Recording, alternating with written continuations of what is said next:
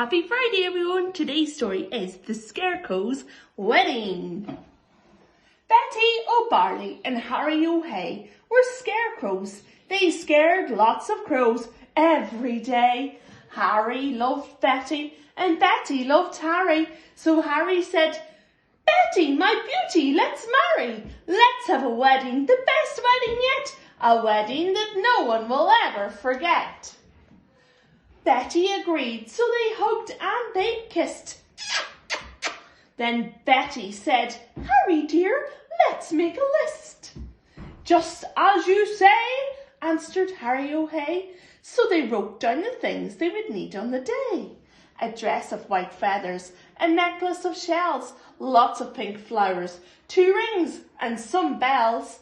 Then Harry gave Betty O'Barley his arm and the scarecrows set off on a hunt round the farm. They hadn't gone far when they spotted some geese.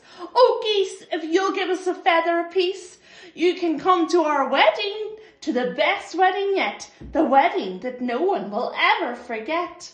"We will," honked the geese, and they each gave a feather as Spider offered to sew them together.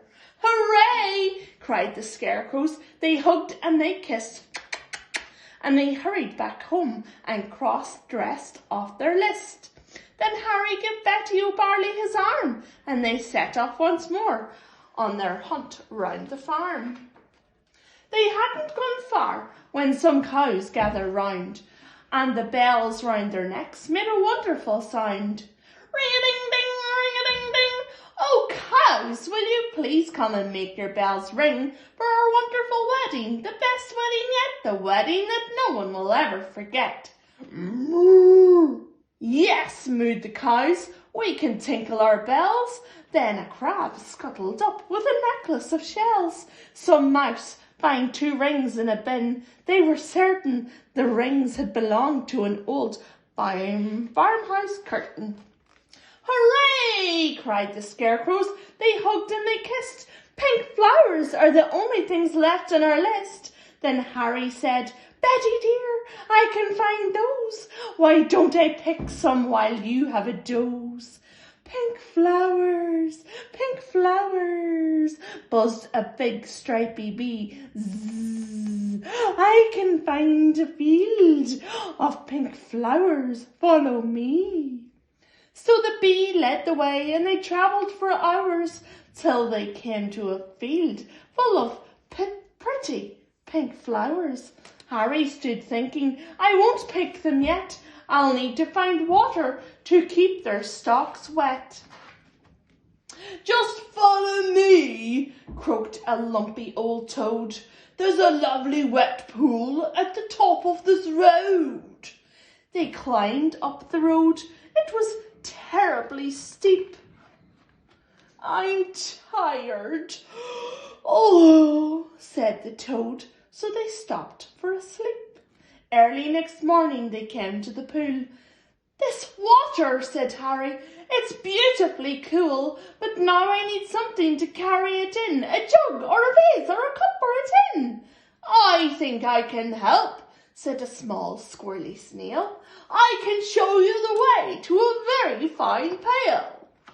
So the snail and the scarecrow set off on their way, but the snail was slow, and it took more than a day. Betty was worried. "What's happened to Harry? Where is the scarecrow I'm planning to marry?" The farmer came by with a frown on his face, and he made a new scarecrow to take Harry's place. "Good day," said the scarecrow. "I'm Reginald Rake." He took Betty's hand and he gave it a shake. "Together," he told her, "we make a fine pair. You're really quite pretty, apart from your hair." Then he jumped in the tractor and told her, "Hop in, I'm a really fast driver. Let's go for a spin."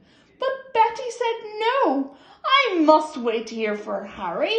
He is the scarecrow I'm going to marry.